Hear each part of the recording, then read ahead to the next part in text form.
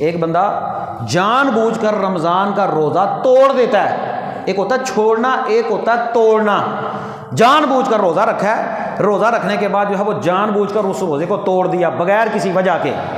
بغیر کسی وجہ کے۔ اگر کوئی بندہ بیمار ہو گیا ہے، کسی بندے کو ایسی حالت ایسی کیفیت ہو گئی ہے، بعض لوگ پتہ کیا کرتے ہیں، وہ مرتے ہوتے ہیں، وہ منہ پانی پاؤنا، نہیں میں روزہ نہیں کھولنا، یہ نیکی نہیں ہے،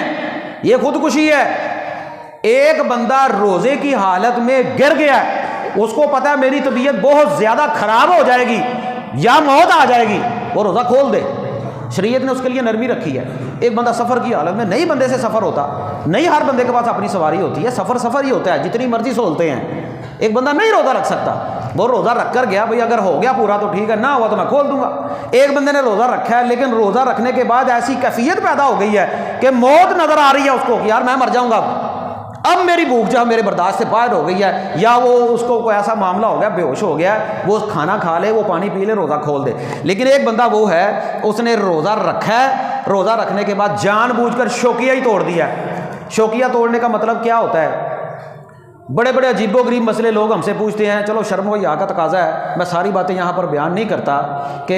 یہ لوگ یہ نہ کہیں کہ یار مولوی بڑا کھلا ہے، خواتین بھی ہوتی ہیں، لیکن ایک حدیث آپ کو میں ضرور بیان کرتا ہوں جو شادی شدہ حضرات کے لیے بہت ضروری ہے، کیونکہ رمضان کا مہینہ آ رہا ہے، مسئلے کی وضاحت بہت ضروری ہے، اور یہ سمجھ لیں مسئلہ، یہ صحیح بخاری کے اندر موجود ہے۔ ایک بندے نے روزہ رکھا، روزہ رکھنے کے بعد اپنی بیوی کے قریب چلا گیا، مباشرت کر لی، روزہ تو ٹوٹ گیا، آدمی کا بھی ٹوٹ گیا، بیوی کا بھی ٹوٹ گیا۔ ٹھیک ہے، یہاں پر یہ مسئلہ ذہن میں رکھیں، رمضان کی حالت میں روزہ رکھنے کے بعد میاں بیوی ایک بستر پر سو سکتے ہیں، ایک بیڈ پر سو سکتے ہیں، کیونکہ وہ میاں بیوی ہیں، بوس و کنار بھی کر سکتے ہیں، لیکن اگر اپنے اوپر کنٹرول ہو، اگر آپ کو پتہ ہے کہ بات صرف بوس و کنار تک رہے گی، پھر جو ہے وہ ایک جگہ پر لیٹ سکتے ہیں، لیکن اگر پتہ ہو کہ روزہ رکھنے کے بعد بات بوس و کنار سے آگے نکل جائے گی، جو ہے وہ مباشرت کرنی پڑے گی، پھر جو ہے وہ بندہ میاں بیوی قریب نہ آئے۔ اللہ نے رمضان کی راتیں حلال رکھی ہیں، شروع میں تو راتیں بھی حرام تھی نا، بعد میں اللہ نے راتیں حلال کر دی، صرف دن کا وقت ہے کہ فجر کے وقت سے لے کر مغرب تک تم لوگوں نے اس سے پرہیز کرنا ہے، مغرب کے بعد اگلے دن اذان ہونے تک فجر کی، یہ ساری رات حلال ہے، میاں بیوی ایک دوسرے کے لیے حلال ہیں۔ اللہ کے نبی کے پاس ایک جوان آیا، نوجوان بندہ، اس نے اپنی بیوی سے بوس و کنار کی اجازت مانگی تو نبی پاک نے فرمایا تیرے لیے اجازت نہیں۔ ایک بوڑھا شخص آیا، بوڑھا بندہ، بوڑھا آ کر کہنے لگا، اپنی بیوی سے بوس و کنار کے بارے میں سوال کیا کہ روزہ رکھ کے کو بندہ اپنی بیوی سے بوس و کنار کر لے، آپ نے کہا ٹھیک ہے تو کر لے۔ مسئلہ یہ ہے جو میں نے آپ کو پہلے بتا دیا کہ بوڑھا بندہ جو ہوتا ہے اپنے اوپر کنٹرول کر لیتا ہے، ایک نوجوان بندہ اس کا کنٹرول نہیں رہا، یا نئی شادی ہوئی ہے نہیں کنٹرول رہا، ایک بندہ جو ہے وہ اپنے اوپر نہیں کنٹرول رکھ سکتا، دور رہے تو کنٹرول ہے، قریب آ گیا تو کنٹرول نہیں، کام خراب ہو گیا، اب مباشرت کر لی۔ ایک بندہ اللہ کے نبی صلی اللہ علیہ وسلم کے پاس آیا، آ کر کہنے لگا یا رسول اللہ میں ہلاک ہو گیا، میں برباد ہو گیا۔ نبی پاک نے کیا ہلاک ہو گیا، کیا برباد ہو گیا، تجھے کس چیز نے ہلاک کر دیا؟ کہنے لگا یا رسول اللہ میں نے اپنی بیوی کے ساتھ مباشرت کر لی ہے، روزہ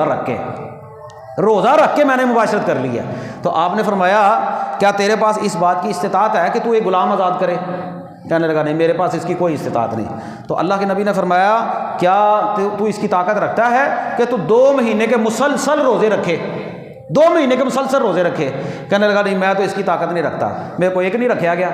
میں بیوی دے کول ٹوڑ گیا تو تھی 2 مہینے آندے ہو کو صبر کرے، میں 2 مہینے میرے بس کی بات نہیں ہے۔ تو اللہ کے نبی نے فرمایا پھر ایسا کر تو 60 مسکینوں کو کھانا کھلا دے، 60 مسکینوں کو۔ وہ کہنے لگا میں غریب بندہ، میں تو 60 مسکینوں کو کھانا بھی نہیں کھلا سکتا۔ تو اللہ کے نبی صلی اللہ علیہ وسلم صحابی فرماتے ہیں یہ بندہ ادھر ہی بیٹھ گیا، آپ نے فرمایا بیٹھ جا۔ ایک بندہ کھجور لے کر آیا صدقے کی، کوئی ٹوکرا بھر کر جو ہے وہ لے کر آیا، آپ نے فرمایا وہ بندہ کدھر ہے، بلاؤ اس کو۔ جب بلایا تو آپ نے فرمایا یہ لے جا اور جا کر جو ہے مسکینوں کے اندر تقسیم کر دے، یہی تیرا کفارہ ہے۔ وہ بندہ کہنے لگا یا رسول اللہ ان پتھریلی زمین کے اندر، ان پہاڑوں کے درمیان، مدینے کی پتھریلی زمین میں پہاڑوں کے درمیان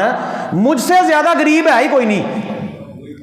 مجھ سے زیادہ غریب ہے ہی کوئی نہیں۔ نبی پاک صلی اللہ علیہ وسلم اس کی بات سن کر جو مسکرا دیے، آپ نے جا اس کو خود بھی کھا اور اپنے گھر والوں کو بھی جا کر کھلا۔ تو صاحب لا لیا جے یہ کام نہ ہوئے کہ کفارہ دے کے آپ ہی کھانا پوے،